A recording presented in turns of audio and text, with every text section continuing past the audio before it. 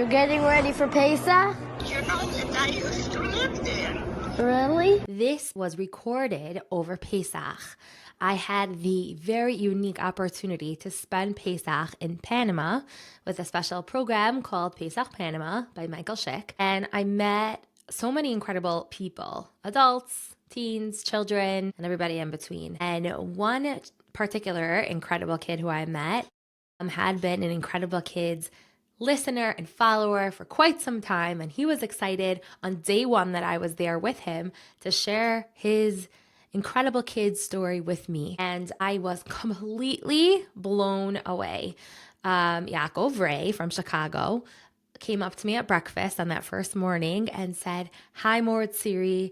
I am an incredible kid, and I want to share something with you about what I do." And right away, of course, I'm interested. And he began to tell me about his very unique passion for speaking with, interviewing, and becoming friends with Holocaust survivors. And I found that to be super interesting because how many 11-year-olds do I know who take such a deep interest in getting to know older people, let alone people who survived one of the most horrible things that have happened in recent history, the Holocaust. And then we spoke, and he told me how he's interviewed so many people already, how it started. In the span of just this 1 year, he's already done so much, to the point that he even shared with me that now that he is so close with so many Holocaust survivors, he even puts together a monthly Zoom call with kids his age to get to know a Holocaust survivor. So he's acting on something that he's passionate about,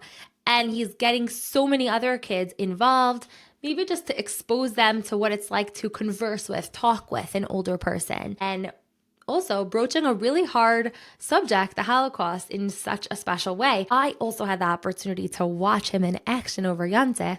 He was on a mission to find a Holocaust survivor at the hotel program that we were at. And lo and behold, he did find one. And I just watched from a distance as he took notes on everything he was telling him, took pictures with him, recorded the conversation, and just gave him so much attention. And I was also noticing the way he was interviewing, like he was asking follow-up questions. Like if the man said something to him, he would say, "So, wow, that's interesting. So how did you handle that?" Or like, "Wow, you were really young then. That must have been really hard for you." Like the things that they were talking about were just such a high level conversation. I was taking notes as an interviewer, literally.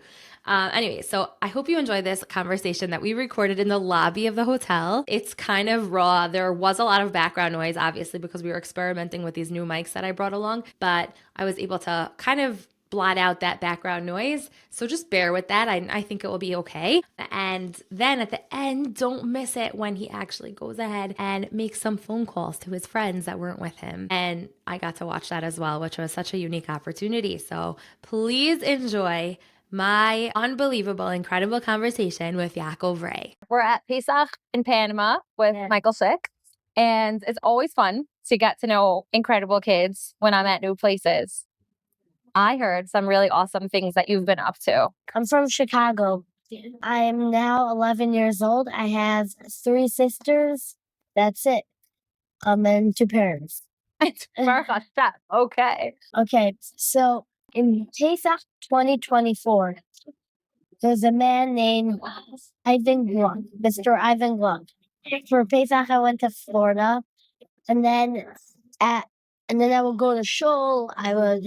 And there was always a man by the door, happy, Shalom Aleichem, happy just to be a yid. And he was an old man. Went over to my grandfather, and I said, "He's giving a drasha right now on the Holocaust. Could it be?" He said, "Yeah." So I went over to him. I could talk to him. I don't think we get that many kids. And Did you hear his speech already? I didn't really pay attention to it. Okay. Ever since then, wasn't such a big thing. Like the Holocaust. Okay, you hear it every story, like every story in the book. So you meant not so much because you didn't know much about it. Yeah. Okay. I mean, I would hear stories about like Rev Yaakov Spiro. He would write these books, and I'll be like, okay. But then it just literally hit me that it was time. So I went over to him, and the next day, he told me his apartment number, and I went.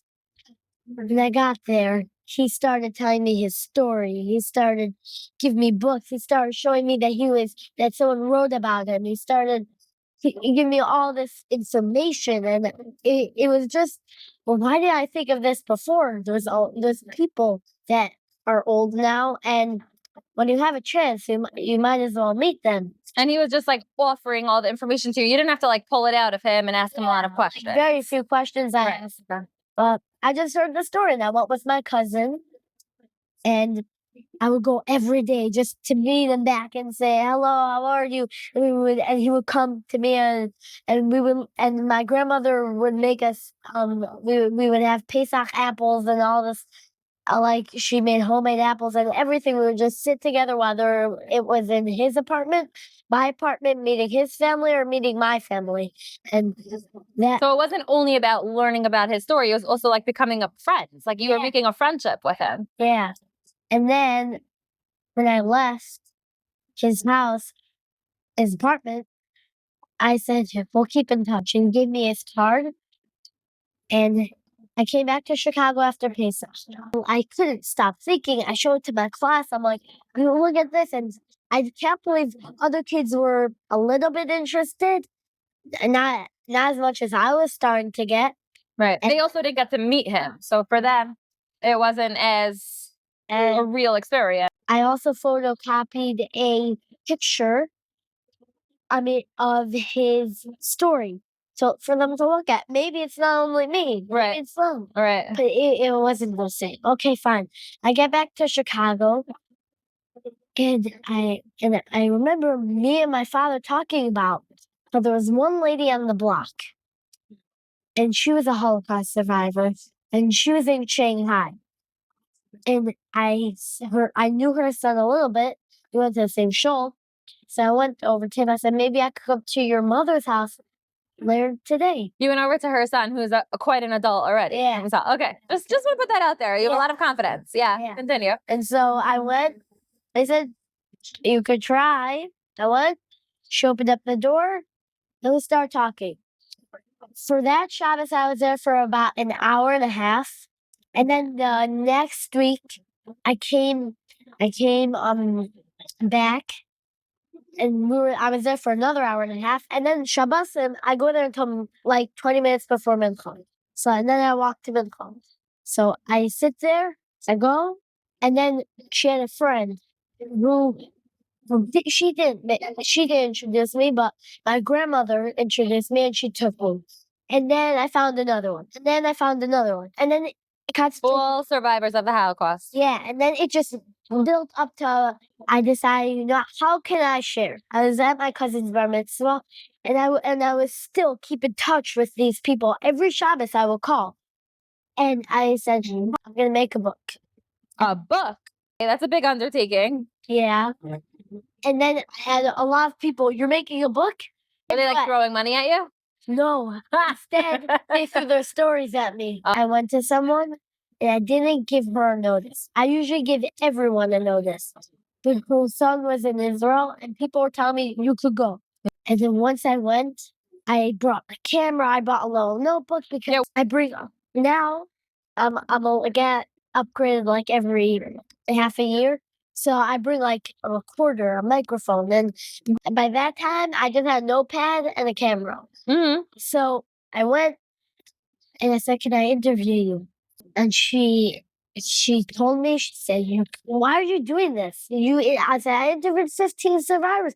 She's like, you're too young to know this stuff. I said, She wanted to protect you. and she's like, you can't hear my story. You have to be way older. Come back when you're older. Okay, fine. So I said, okay. And also, How did you feel when she was like saying all those things to you? Yeah. And they didn't really know what it was. I have a friend that doesn't even know what the Holocaust was. And I brought him with. I didn't even know that until after. And I'll tell you why. Because after, I felt like, how could she do this to me? I do this. I'm trying to make these people feel good.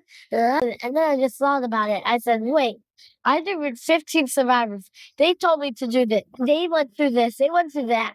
You have to feel that, like, not everyone wants to share it. It's not And the that's Holocaust. about everything in life. Also, Yeah. any struggle, hardship, not everyone wants to share. Yeah. And it's okay.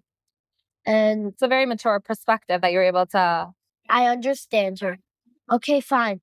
So during going back to Sukkot, I really wanted a survivor. And we started contacting people, started going to people. And finally someone just said, you have an 8-minute drive to somewhere. And I went.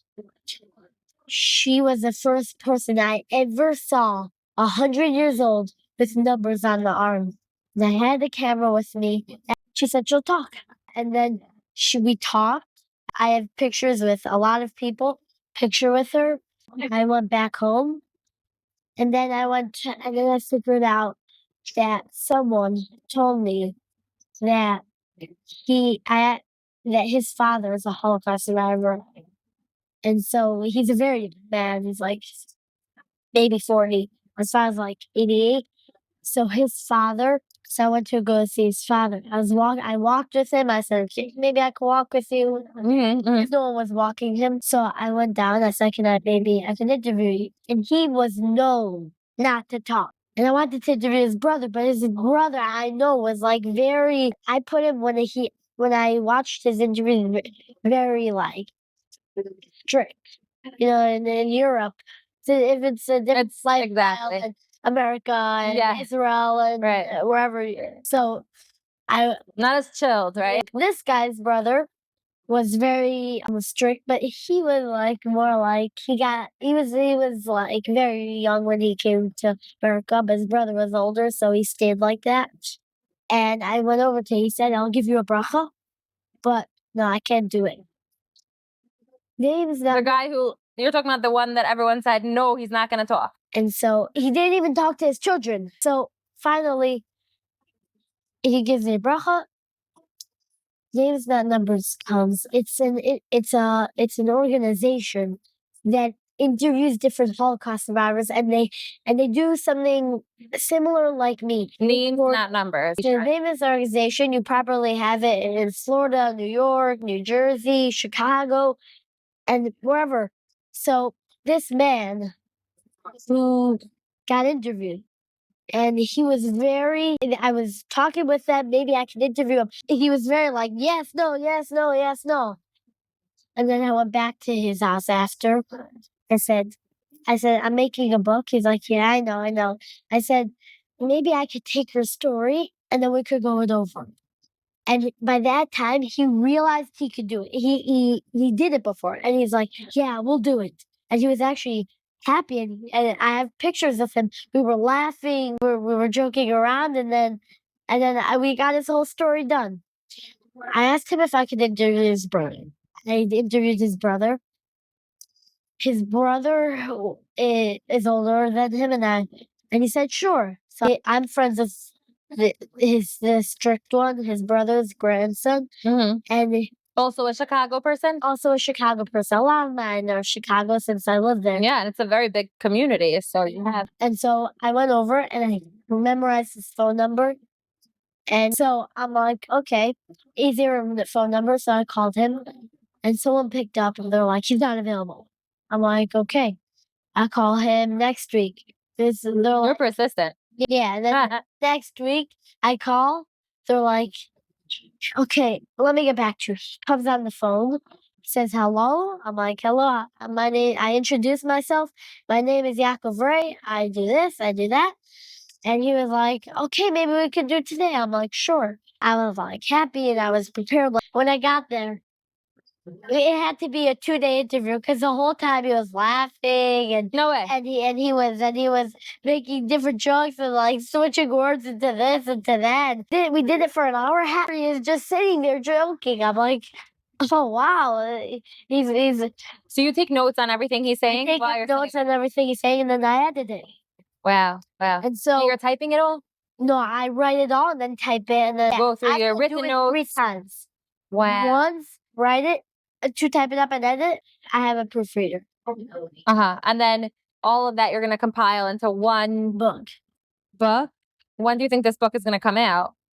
It's time for my book. Yeah, I have a year and a half. Okay. That will be your like official release. Yeah. Where's Hashem? What a goal. Yeah. And so far, how many survivors have you met and interviewed? Well, 35. And Wow. more coming up. It's really, really, really impressive that you've been able to follow this evolving dream that you have. Like you said in the beginning, like the first Holocaust survivor you met 1 year ago, you didn't even relate to, but then once you took interest in his story, you're like on this mission to just meet as many as you can. It's so important. I mean, I'm sure you know, like they're getting older. Most of them are in their 90s or 100s plus. And we don't know how much longer we'll have with these special people. So we have to grab onto them while we have them. Yeah, and I have kids that are my friends, and I would like go to them for Shabbos, and I would visit this one. And visit You're like that one. visiting your friends, but really you're visiting their grandparents and their great grandparents. You think they have a grandfather who's a Holocaust survivor? He died. I have one friend that took his great grandfather died 102. He had an amazing story. He's Yoel Gold interviewed him. I know he knows a few stories, but like when I went with him, yeah, a lot of kids don't have that appreciation. So you're spreading that to your friends. He told me that like before when we met, he when we were in class, he showed me a story that he can't sit still. He has ADHD. But he sat there for and going to this one, going to that one, going to that one. We went to 3 different ones. We went to Izzy Stark, who we just called. Yeah. And then we went to someone else, near Rivka Wisnitzer, and then we went to another one in the same apartment of Rivka Wisnitzer, and they kept on to us. There was one that was literally about to cry because we were leaving. A lot of them are so like, they're lonely. Not because I said the family visit. No, I didn't see anyone. She's like, no, and she wanted to hug us. She wanted to this. She made us sit. She kept on talking. She didn't care what she talked about. She loved the kids.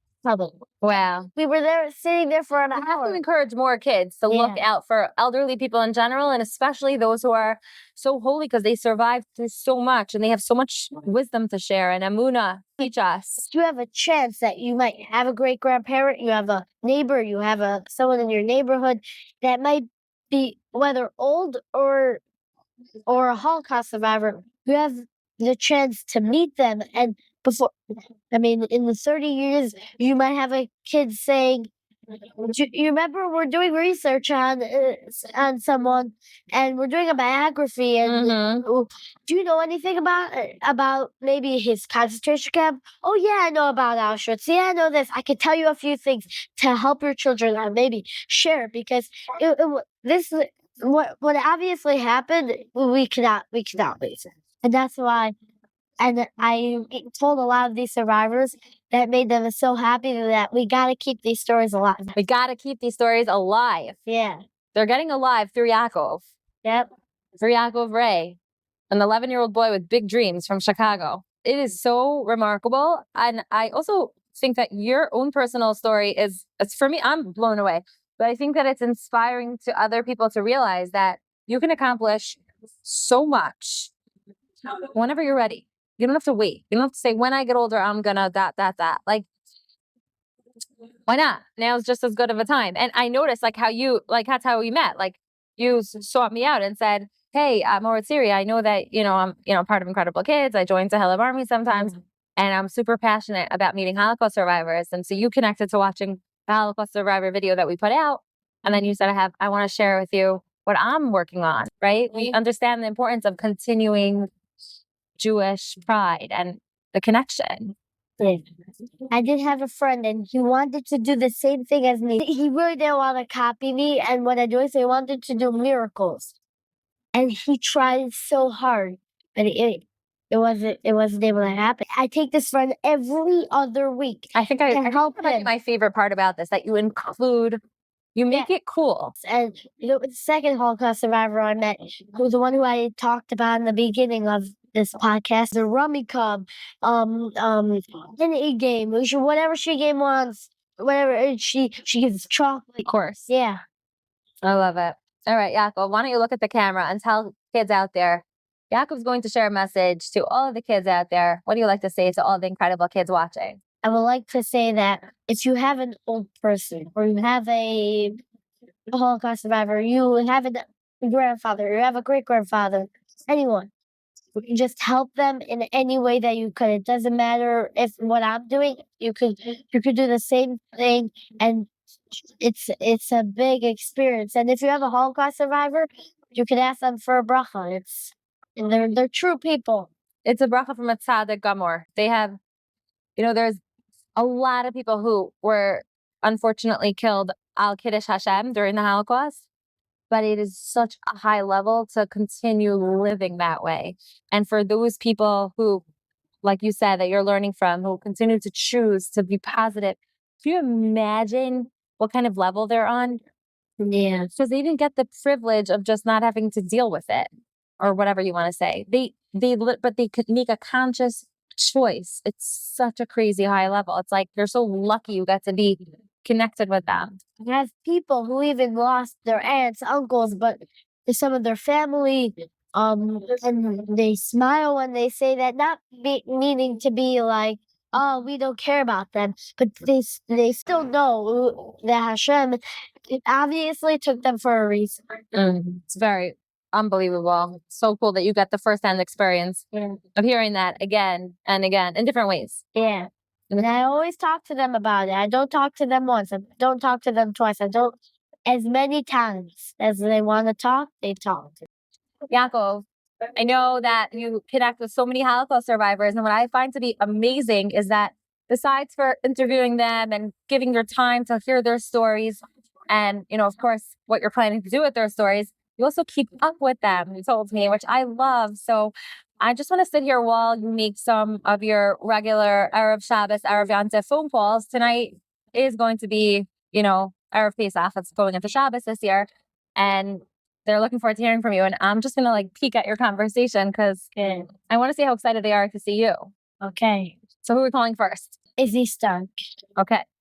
Well, tell me something about him before we get him on the line. He was in the concentration camp, and he actually, when he went to 3 different ones. And the fact that he says, Hashem saved me, Hashem made me think this, Hashem made me think that, Hashem made me do this.